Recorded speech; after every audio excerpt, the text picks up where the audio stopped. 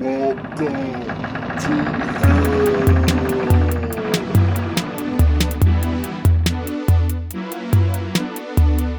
There is no escape. There is no escape. You are in my control now. Welcome to hell.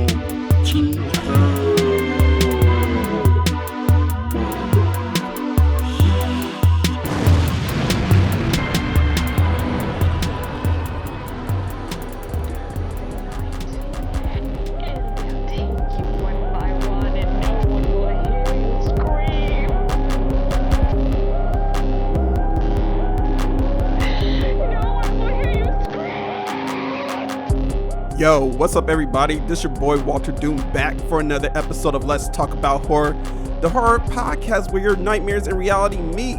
And it's a very shitty meeting. Okay, that was lame. But anyway, welcome back you guys. I am back. This is another episode, and I want to say thank you to the audience right now for still rocking with me, still jamming with me, you know, checking out your boy on this podcast journey and everything like that. So if you want to continue following me and supporting me, those social medias are Walterdoom on Instagram, Walterdoom1 on Twitter, Walterdoom on everything else that involves streaming, and the Walterdoom on TikTok. Yep. And I gotta say, shout out to my boys Algorithm C. Shout out to my boy Callie the Wolf for supplying the beats to this podcast. You know, you guys are the real MVPs for this, just like the audience, man. Yeah, so right now, we are back, you guys. We out here jamming. It is spooky season. Let's go! Oh yeah! Spooky season, y'all. Spooky season. I mean, I know a lot of y'all on Instagram fucking spooky season since like fucking September and shit. But yo, we got the real spooky season now. Spooky season is in session. You know, right now we are in October, depending on whenever you guys are listening to this. I mean, this episode is dropping on the 2nd. Maybe.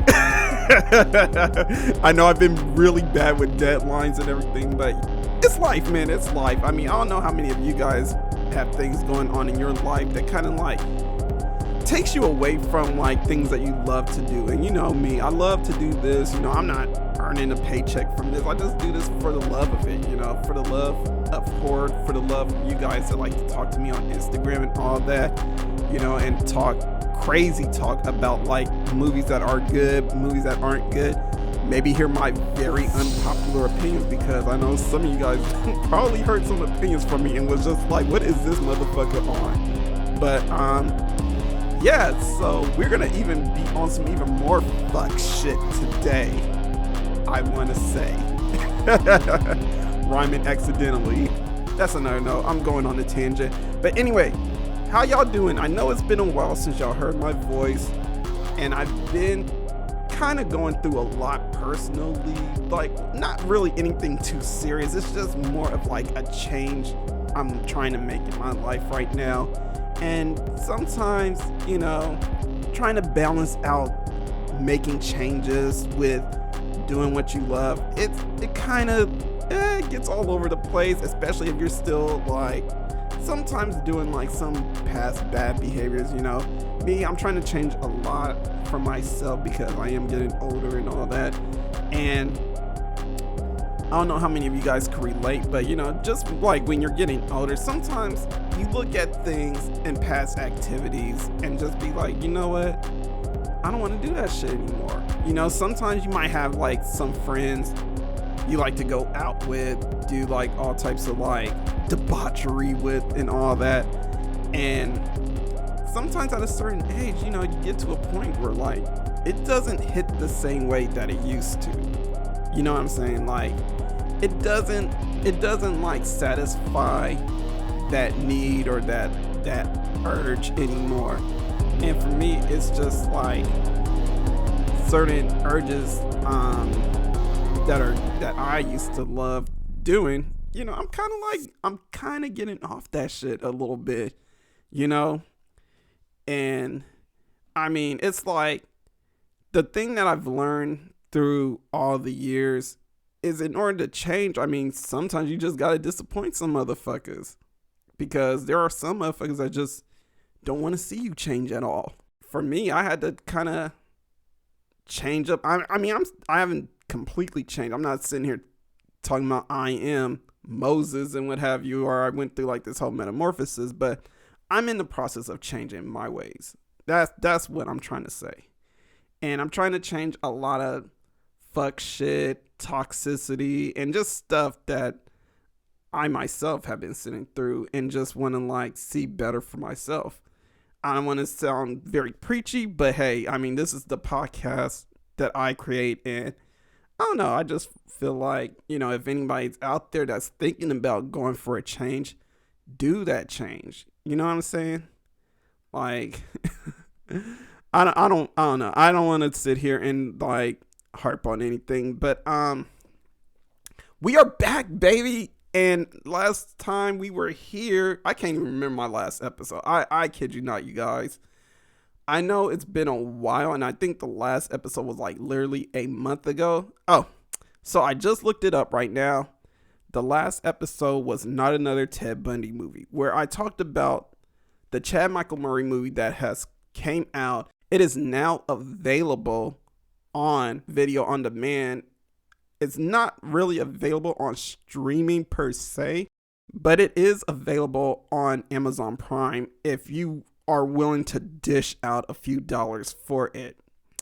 I recently dished out a few dollars for certain movies recently. One movie I am kind of almost regretting. Well, not really regretting, but kind of like, I'm mad about it, but at the same time, I'm like, I can't believe I spent my money on this shit. I wish I got it at a cheaper price. What's the new Candyman movie? And I'm sorry, some of y'all might come at my head for a little bit. I was not really a fan of it. And it's not because it was a terrible movie. Don't get me wrong. It wasn't a terrible movie per se, but it was just all over the place, I felt like. And I get like what the movie was entailing and what it was trying to like give the audience, and like I get it, but I felt like it had way too many points that it was trying to make. I felt like they should have stuck more into like the say my name area of the movie, but it felt like it was going all over in like different directions with just not only say my name, but just like racism, gentrification. And I just felt like it was just like a lot of mess going on, especially when it also talked about like art and artists. And it was just, I feel like it was just way too much. And by the time we hit the end of the movie, it has this very draining like shadow puppets that we seen off the commercials actually. And I mean, to me, I felt just done. I kid you not. I felt so done with life after I saw this movie. Not to say like, again, it's not to say like this movie is really terrible, but it's definitely like a movie that has a lot of points it wants to make. And there's nothing wrong with that. But at the same time, I feel like it became too much like Antebellum. Antebellum had way too many points it was trying to make itself. And I really disliked Antebellum a little bit more than I did with Candyman. I mean, I think Candyman was way better than Antebellum. But as a movie that came out this year, I'm kind of like, with it. But anyway, here's what we're getting into today, you guys. So recently, I was talking to my girl and we was talking about stuff that she was watching on fucking TikTok or Twitter. Basically, it was like this Twitter post that went on TikTok and a lot of people were talking about it. I didn't know anything about it because I'm not on TikTok. I kid you not, you guys. You will never see me like scrolling through TikTok or just doing like looking at a bunch of fuck shit on TikTok because I really just don't want to consume that shit, honestly. Like, honestly, TikTok has become like such a toxic wasteland from what I'm hearing. And it's funny because am I crazy to say, like, I kind of miss the old days of TikTok? You know, the old days of like white people stealing black people dances. I'm just saying, I kind of miss that more because now I feel like it's becoming a wasteland of political points. Well, not political points, but political agendas. Way too much that is just way too toxic than what we get on the Bird app, Twitter. Honestly. Like, usually Twitter is like toxic, but at least you know what kind of toxicity you're getting from Twitter. TikTok, I feel like it's a little bit more disguised, and I feel like it's so bad because a lot of kids consume that shit.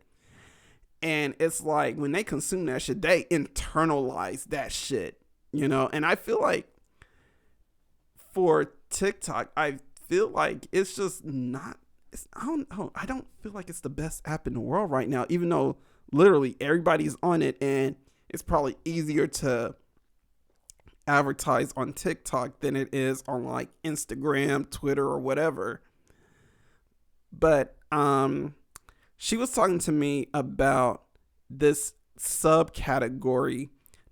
It does involve some horror movies, but it's pretty much a broad category, a broad subgenre. And they call this Good for Her universe. Now, I'm thinking like, okay, good for her. Okay, sure, whatever. But what she tells me is like some of the movies that were suggested. So it was a post. It had like these movies, and I'm going to pull it up real quick for you guys. Well, pull it up for myself, really. I can't even pull it up for you guys because you're not the ones looking at it. Okay, so it was a post on Twitter, and it was by this Twitter handle, Cinematography.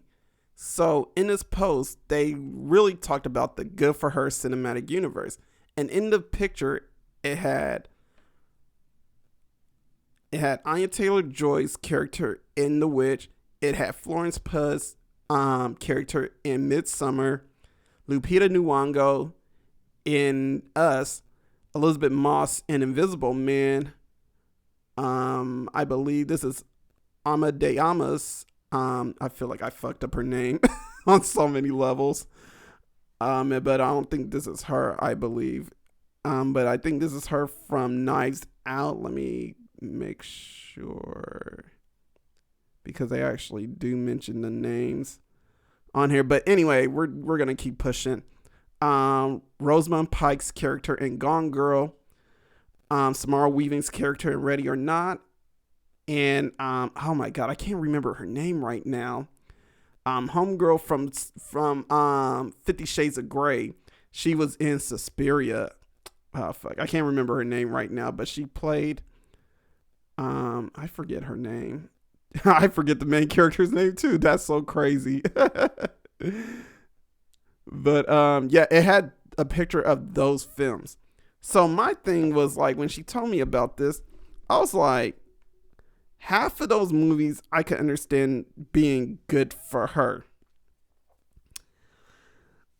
Other characters, I was not so much like, why is it good for her? So right now, we're going to get into Thoughts of Doom right now, and we're going to talk about this Good for Her universe and why I thought at this moment, just my feelings about it, and kind of like what I was thinking about it. So yeah, let's go ahead, drop that beat, let's go. Reality. Unseen by most, a place that is just as real, but not as brightly lit. A dark side.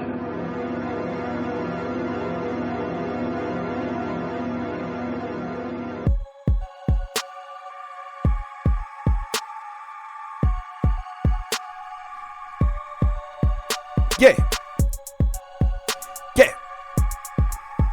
Yeah. Yeah. Yeah.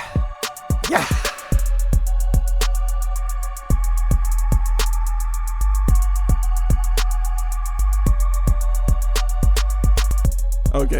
honestly. I'm way too hype and shit. But anyway, but for me, to understand the meaning of good for her films, I did a Google search to find out the meaning and what movies were considered good for her.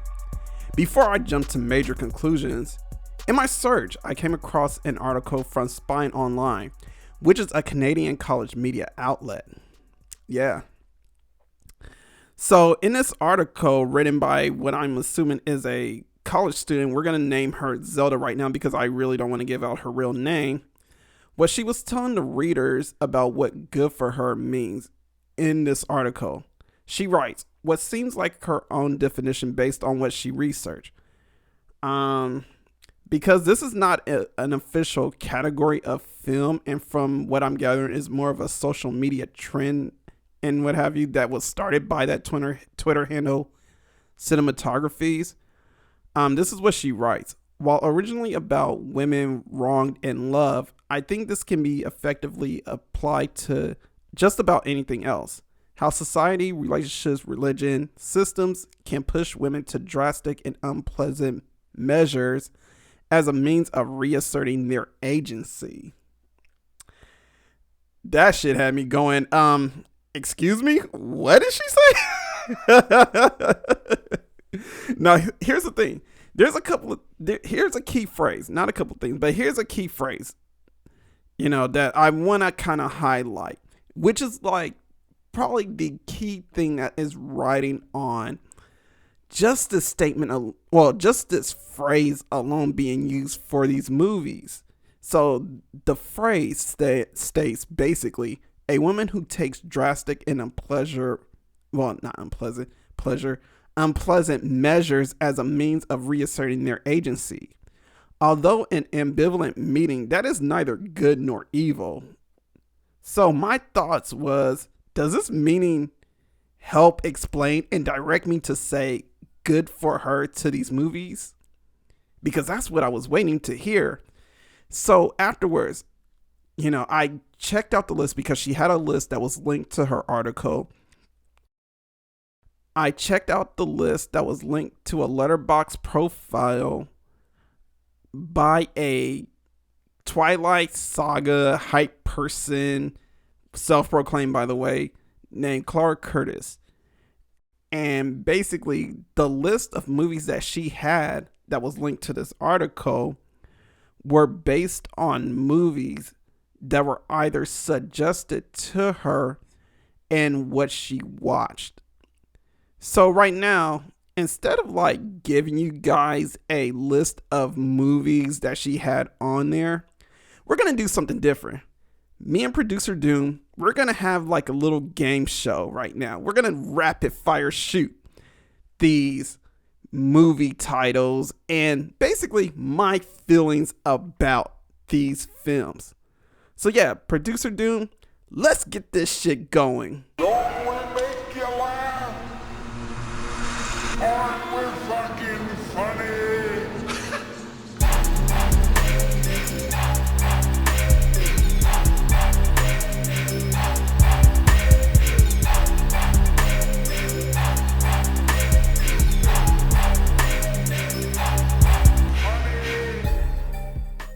All right, Doom. Kill Bill.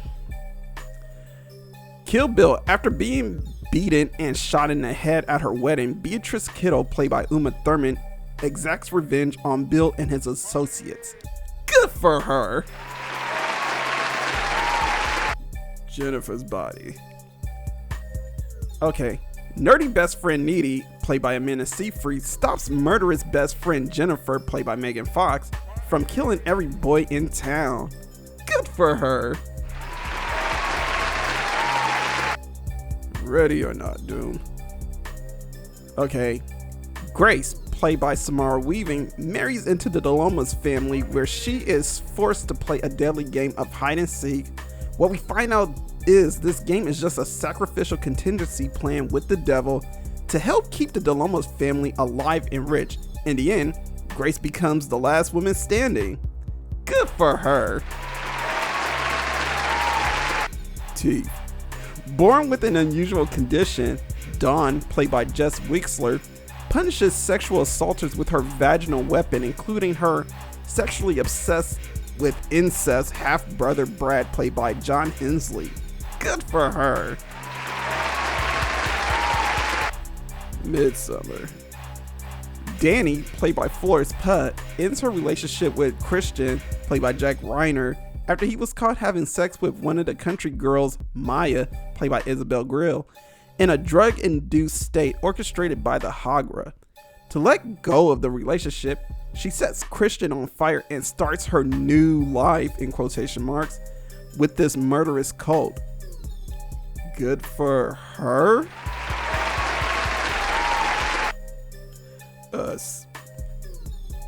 Adelaide, played by Lupita Nyong'o, is actually one of the tethered people.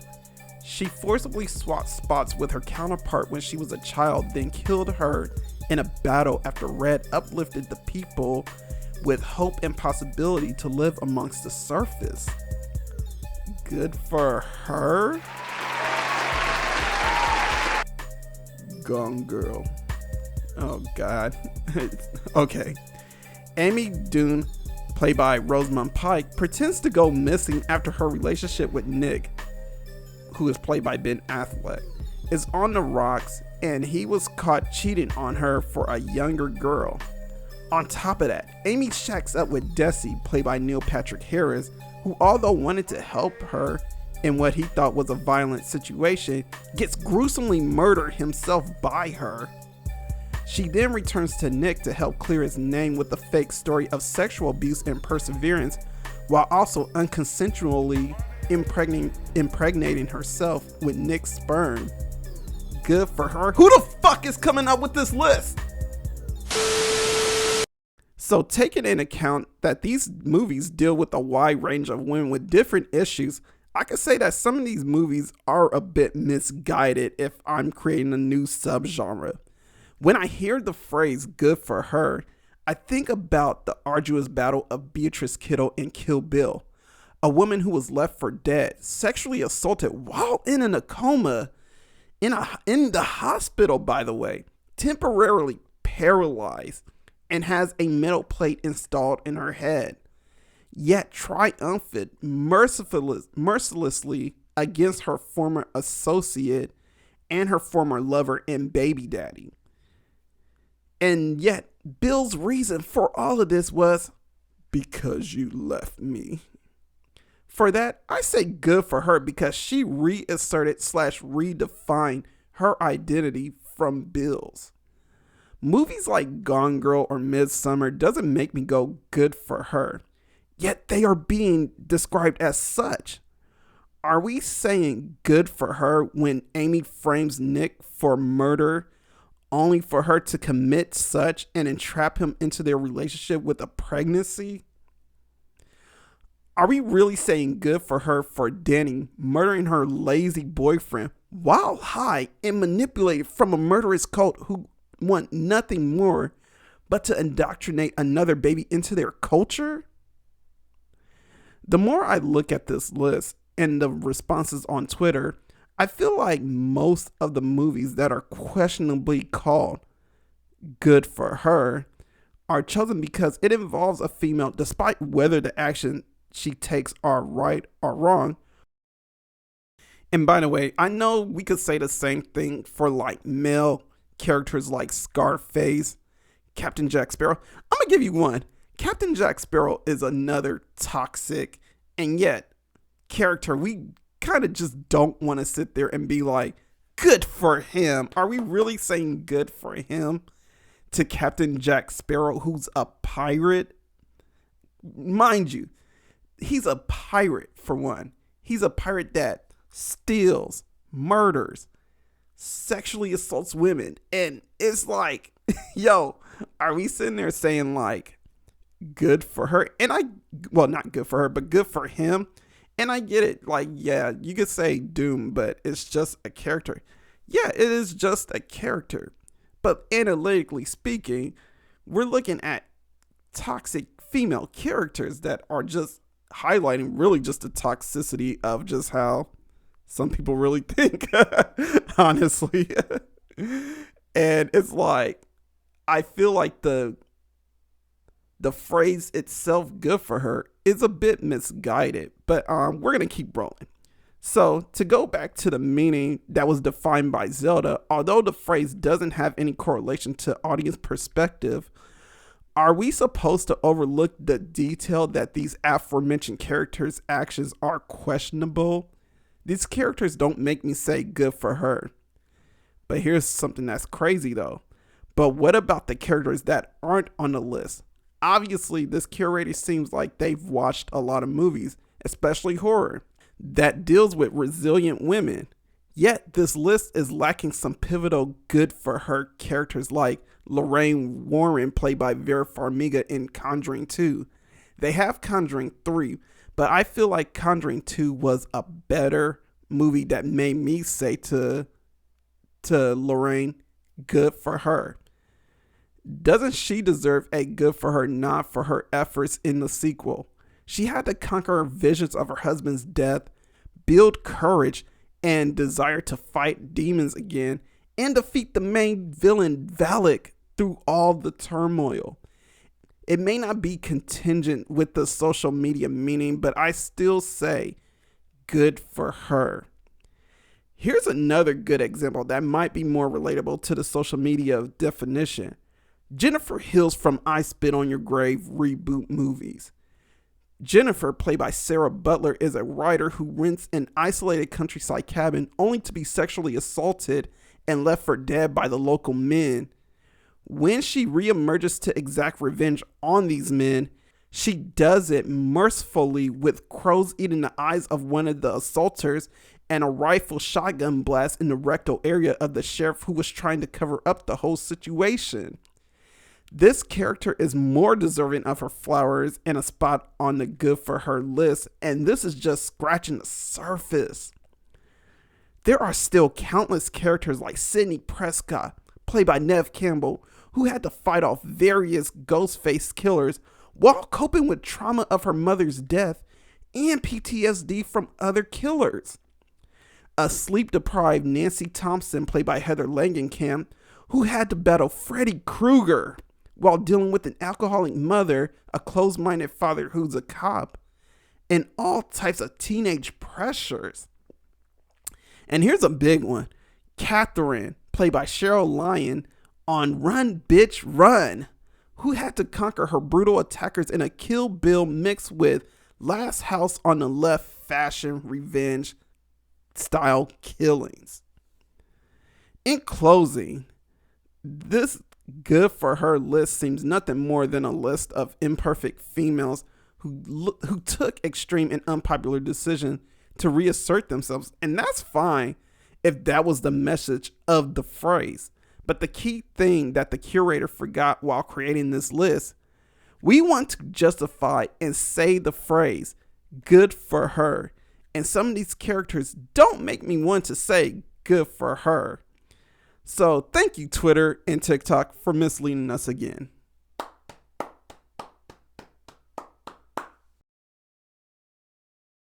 All right, so yeah, that's just my thoughts about the good for her universe. And again, like I said before, there's nothing wrong. See, here's the thing. I'm not saying you can't relate to these characters. I can't say you can't be a fan of these characters. I know there's fans of people who are, praising Dani for what she did in Midsommar. And I understand that, women deal with cheating ass boyfriends all the time and everything like that. I could understand why, there's a lot of backing for Dani, but none for Christian. Now, if you guys listen to this podcast enough, you guys know I back Christian, and I'm pretty sure I'm going to lose a lot of y'all with that. But hear me out. Again, and I say this many times, if you look at the details of the movie, the Hagra are literally manipulating that whole situation, with the couple themselves, within the couple themselves, between like Maya continuously trying to pull Christian away from Dani so he can impregnate her so that she doesn't have to like do incest from somebody in the cult, to Pele, who never really was interested in Dani to begin with, just wanting to bring her over there and turn her into like a whole little like, breeding mother for like everybody to hit, so they don't have to have sex with their brothers or sisters within the cult too. And on top of that, if you really think about it, like this cult, how many people actually really live amongst this cult that wasn't already in this cult or born into this cult? How many people from the outside actually stayed within this cult? We don't see no stories about people who are coming from the outside, came into this cult and stayed in it. We didn't see that. We didn't hear no stories of that. What we're hearing is that all these people were born into this cult and they indoctrinated into this society where they pretty much murdered anybody that came into it after they used them for what they wanted to use them for. So I gotta say, I'm not saying good for her to Danny, because Christian tried to get her ass out of there. I'm sorry. You guys are overlooking the fact that at a certain point, Christian was getting close to knowing the truth about that culture. And actually, I think he knew enough to where he was just like, yo, we gotta get the fuck out of here, bro. So I feel like he did his effort. He tried to get them out of there. But the cult itself, manipulating as best, and he was just trying to like, okay, well, I don't want to do any of this shit, so, but yet I'm stuck. I have nothing else to do. I can't get out of like not doing these drugs or whatever they're trying to give me. So he was pretty much stuck. He was stuck. As much as he tried to get her out of there, he was just like, yo, like, if you guys forget about the scene where he actually tried to talk to Danny, it's like clear that he was trying to get her out of there. But eventually she got manipulated and she became part of the Hagra. And, she ended up killing Christian. And I'm just like, why is he getting killed for this? This is not cool, And on top of that, you hear a lot of people like, yeah, that motherfucker got what he deserved. It's like, what did he deserve? Being drugged and being used for his sperm? Like, that's okay. So yeah, I'm not saying good for her for Danny. I'm not saying good for her to Red either. Now, I could tell you this. Not Red, I'm sorry, for Adelaide. I could say this. Maybe people are cheering for the fact that Adelaide kind of took matters into her own hands, got herself out of that situation of being part of the tethered people. But look what Red did, being scooped up, swapped out, forced into living into that society with the tethered people. And she built them motherfuckers up. Honestly, that's a movie about a martyr, honestly. She literally saw her vision in the end take over. Hands across America, the tethered people survived, and now they're taking over the world, and living amongst everyone else.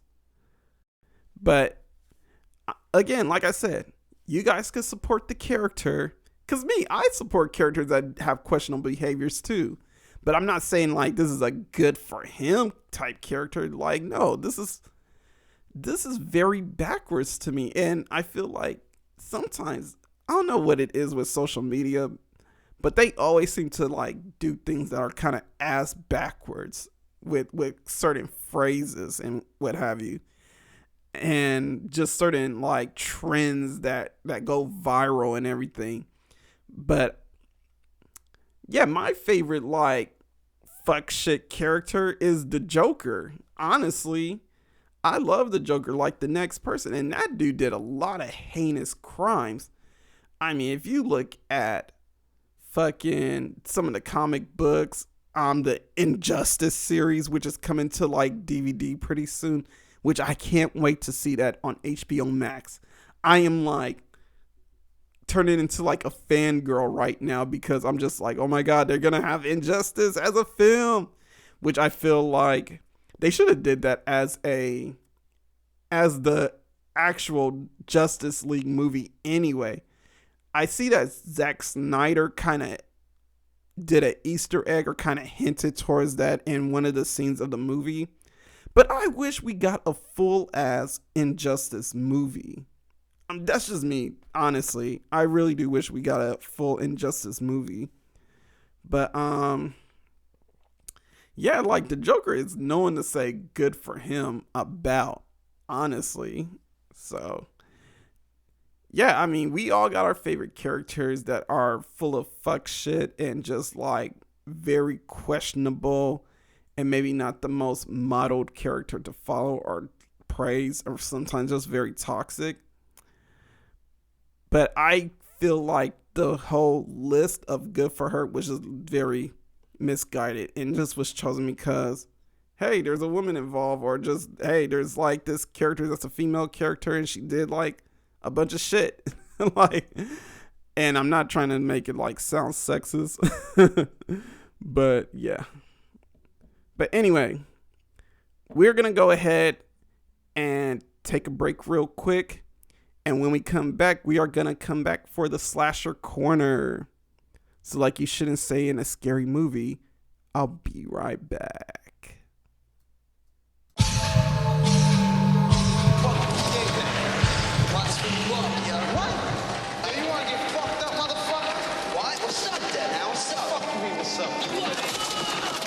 Now get my way, bitch.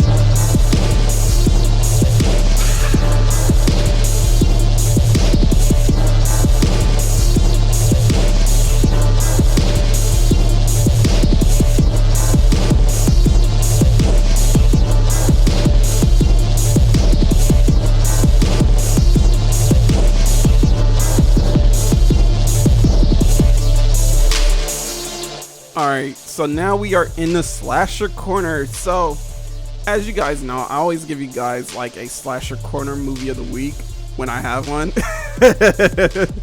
I mean, Producer Doom, have I just been lacking on that shit? So, for the movie of the week that we are going to suggest, we're going to stick to this whole topic of good for her films. And the movie that I want to suggest to you guys is definitely I Spit on Your Grave. If you guys could definitely take some, and I gotta say, it's not an easy watch, honestly.